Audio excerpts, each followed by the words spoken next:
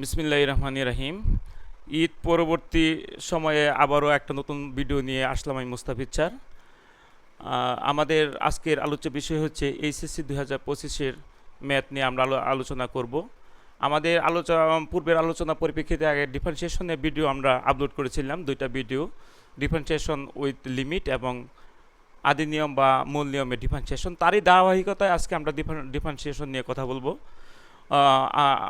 আজকে ডিফারেন্সিয়েশনের আলোচ্য বিষয় হচ্ছে এক্সের সাপেক্ষে কীভাবে ডিফারেন্সিয়েশন করতে হয় এবং আমাদের অঙ্কের যে অবকাঠামো দেখে আমাকে বুঝতে হবে যে এই ডিফারেন্সিয়েশনটা আমরা কীভাবে করবে, তার কতগুলি নিয়ম আছে। এক একটা কাঠামোর নিয়ম এক এক রকম। আমরা যদি এতগুলি অঙ্ক না করে শুধু কাঠামো যে ধাঁচের অঙ্কগুলি একরকম, সেইগুলি যদি আমরা জানি যে এই ধাঁচের অঙ্কগুলি আমরা কীভাবে করতে হবে, তাইলে আমরা কি করতে পারবো, এই অঙ্কগুলি আমরা করতে পারবো। আগে বলছিলাম যে ডিফারেন্সিয়েশন এবং ইন্টিগ্রেশন, এখান থেকে আমরা ফার্স্ট পেপারে 3টা আনসার করতে পারবো যদি আমরা সবগুলো চ্যাপ্টার এখানে করি। তার ধারাবাহিকতা আজকে এসএসসি 2025 ডিফারেন্সিয়েশন নিয়ে আলোচনা।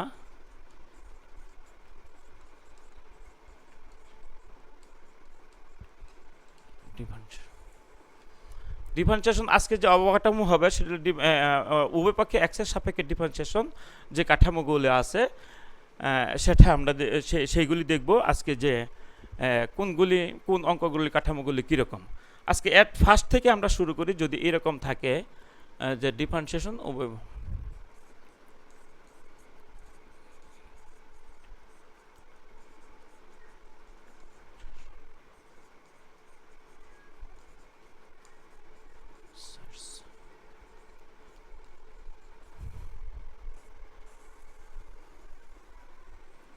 Differentiation booth side with respect to x, এক্সের সাপেক্ষে আমাদের উভয় পক্ষে ডিফারেন্সিয়েশন করতে হবে।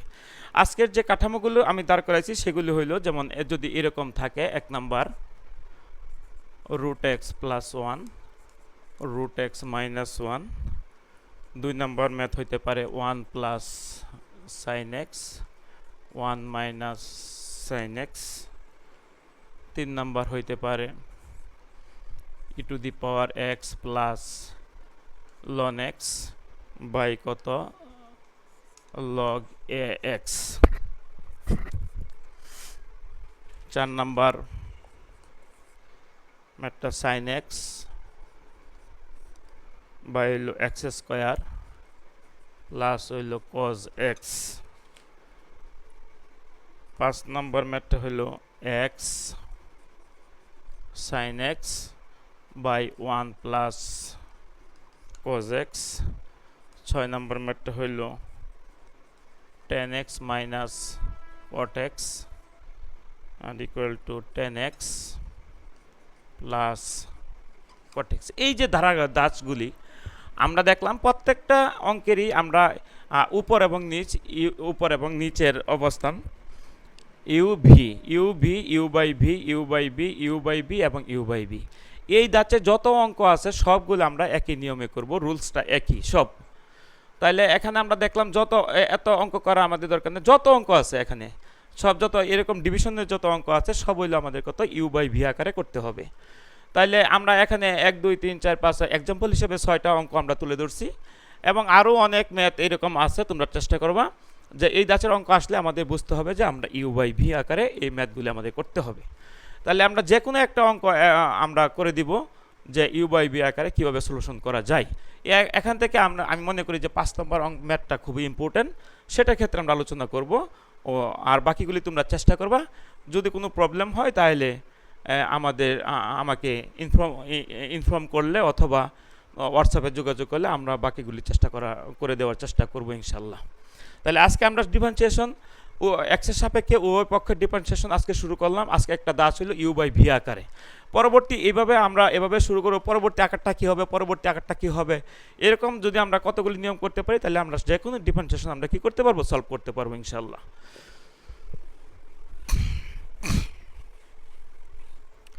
তাহলে এখানে u/v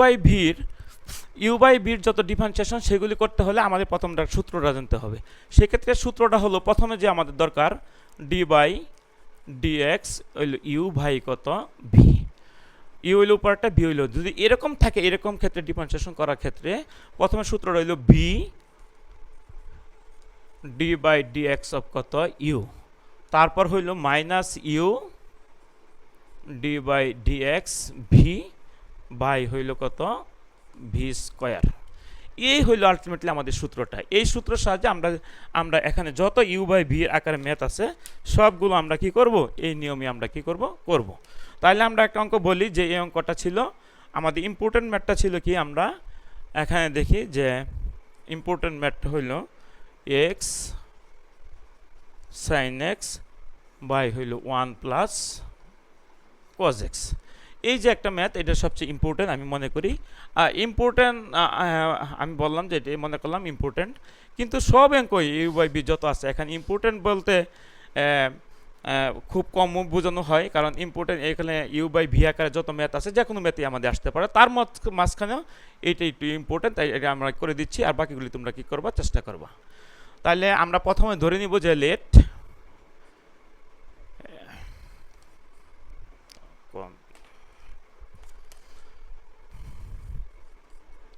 y equal to x sin x 1 plus কত cos x।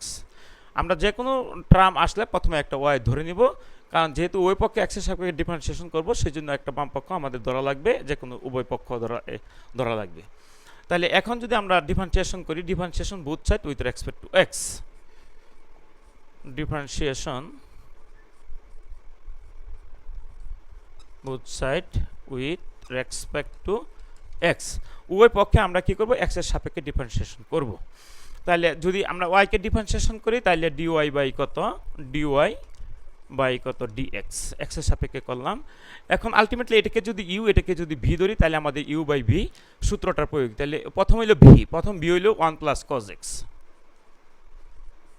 v, তারপর d by dx by dx হইল ইউ হইল উপরেরটা x sin x, তারপর সূত্র হইল মাইনাস ইউ হইল উপরেরটা x sin x,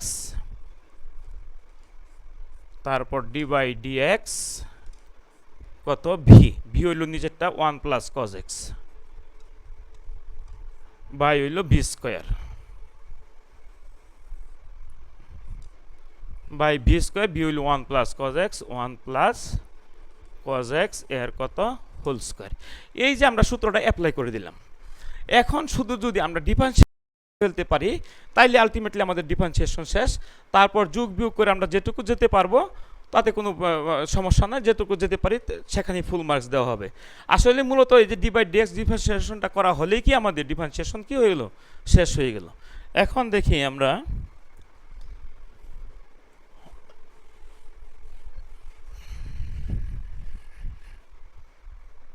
তাহলে কি এখানে আছে dy বাই কত dx equal to 1 plus cos x, এটা আগে ডিফারেন্সিয়েশন না, এটা ঠিক থাকবে 1 প্লাস cos x, তারপর d by dx x sin x, এইটার ডিফারেন্সিয়েশন হবে। এখন আমরা লক্ষ্য করি এখানে আবার x এবং sin x, এটা হইল u, এটা হইল v, তাহলে u v সূত্রটা আমাদের আবার প্রয়োগ করা লাগতেছে u এবং v।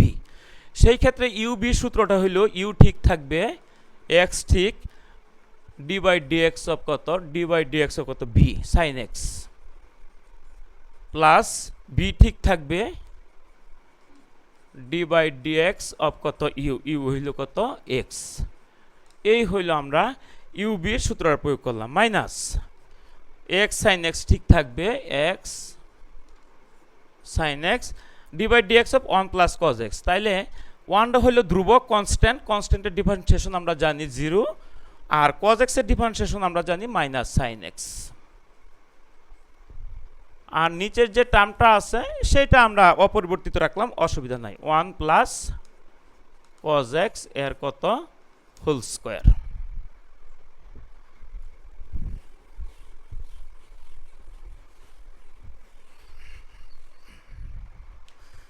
তাহলে আমরা দেখি কি হয়। এখানে হলো 1 প্লাস cos x, তাহলে xটা ঠিক, আবার sin x এর ডিফারেন্সিয়েশন হলো cos x প্লাস sin xটা ঠিক থাকবে, x এর সাপেক্ষে ডিফারেন্সিয়েশন মান হলো 1, তাহলে এটার সাথে এটা গুণ হলে মাইনাসে প্লাস এক্স তো আছে, সাইন এক্স আর সাইন এক্স হইল সাইন স্কোয়ার এক্স, আর নিচে যা আছে 1 প্লাস কজ এক্স ঠিক থাকবে। এখন দেখি কি করা যায়, এই কজ এক্স 1 দা এই দুটাকে গুণ, তাহলে 1 যা যদি গুণ করি তাহলে হয় x cos x plus sign x. এখন এক্স কজ এক্স হইল কজ স্কোয়ার এক্স, আর কজ এক্স আর সাইন এক্স গুণ করলে sin x cos x plus x sin square x by হইল 1 প্লাস কজ এক্স এর কত হোল স্কোয়ার। এখন কি করা যায়,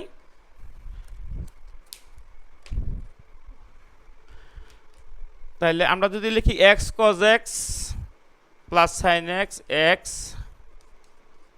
cause x plus sign x plus sin এক্সটা যদি লিখি তাহলে আমরা লিখতে পারি সাইন এক্স আর সাইন এক্স 2 সাইন এক্স, তাহলে হলো সাইন এক্স আর সাইন এক্স হইল কত 2 সাইন এক্স, আর যদি এখান থেকে এক্স কমন নেই তাহলে কজ স্কোয়ার এক্স প্লাস এখান থেকে কমন নিলে সাইন স্কোয়ার এক্স, আর আছে কি আমাদের sign x cos x, sign x, তাহলে এই sin x cos x, x common নিলাম সাইন স্কোয়ার কজ, সরি এটা তো হয় নাই, এটা শুধু সাইন এক্স, এখানে আছে আমাদের sign x, x cos x plus sign x, আর এখান থেকে আর দুইটা থেকে এক্স কমন নিলাম, তাহলে এক্স কমন গেলে cos square x plus sine square x, আর সাইন এক্স কজ এক্স নিচে হইল 1 plus cos x whole square.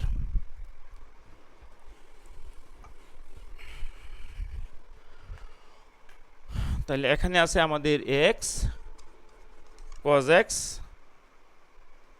আর আছে কি এক্স কজ এক্স, আর হইল এক্স কজ এক্স আর সাইন এক্স কজ এক্স ওই পাশে লিখলাম আমরা, আর এক্স শুধু sine x plus sign x, x cos x আর এই সাইন এক্সটা লিখলাম, আর এখান থেকে এক্স কমলে sine x cos square x মান হইল 1 প্লাস হইল এক্স, আর আছে আমাদের sign x cos x, sign x cos x by হইল কত 1 প্লাস কজ এক্স এর কত হোল স্কোয়ার।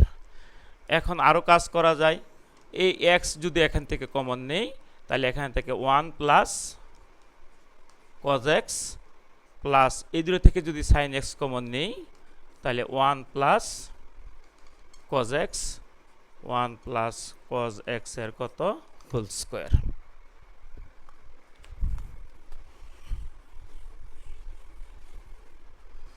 তাহলে কি হয়, এখন থেকে দুই কমন নেই, 1 প্লাস কজ এক্স কমন নিলে এখানে থাকে এক্স প্লাস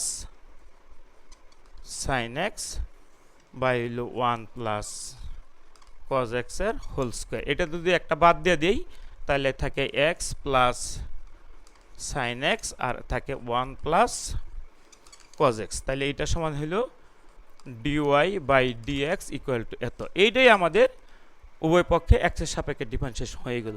এখন আমি যদি এতটুকু ক্যালকুলেশন না করে যদি আগেও রেজাল্ট লিখতাম তাও যদি এখানেও রেজাল্ট লিখি তাও রেজাল্ট হয়ে যাবে, এখানে লিখলে হবে আগের লিখলেও হবে, মানে ডিফারেন্সিয়েশন করার পর থেকে আমরা রেজাল্টটা লিখতে পারবো। কিন্তু আমরা ক্যালকুলেশন করতে আইসা যদি এখানে ভুল করি তবে আবার এখানে কি হবে মার্ক শূন্য, সেখানে মার্কস দেওয়ার কোনো অবকাশ নাই। এই জন্য আমরা যতটুকু পারবো শুধু ডিফারেন্সিয়েশনটা করা শেষ হলেই যত তাড়াতাড়ি পারবো যোগ বিয়োগ করে আমরা ক্যালকুলেশন শেষ করার চেষ্টা করব। এই হইল প্রসিডিউর। এখানে যদি ইউ বাই ভি আকারে থাকে যে কোনো ডিফারেন্সিয়েশন আমরা কি করতে পারবো, এই নিয়মে করতে পারবো। আজকে আমরা এই শুধু একটা নিয়মই দেখালাম। পরবর্তী অনুষ্ঠানে এবং পরবর্তী ক্লাসে আমরা আবার অন্য একটা অবকাঠামো থাকলে আমরা কিভাবে ডিফারেন্সিয়েশন করব উভয় পক্ষে এক্সের সাপেক্ষে সেই জিনিসটা আমরা দেখব। খুবই সহজ, তোমরা এইগুলি করতে থাকো এবং এই বাকি যে অঙ্কগুলি আমি লিখছিলাম এগুলি ট্রাই করো। পরবর্তী অবকাঠামোটা দেখব, যদি অন্য রকম থাকে তাহলে আমরা কীভাবে করব। সেই পর্যন্ত তোমরা ভালো থাকো, আগামী ভিডিওতে আবার দেখা হবে। আবারও বলি, আমার চ্যানেলটা যদি অনেকে হয়তো মনে হয়, যদি চ্যানেলটা দেখে থাকো তোমরা একটু সাবস্ক্রাইব করো যেন সবার কাছে এই আমাদের এই পড়াগুলি চলে যায় এবং সবাই যেন দেখতে পারে। সবাইকে ধন্যবাদ। পরবর্তী ভিডিও দেখার জন্য অগ্রিম আমন্ত্রণ এবং শুভেচ্ছা জানিয়ে আজকের মতো শেষ করছি। আল্লাহ হাফেজ।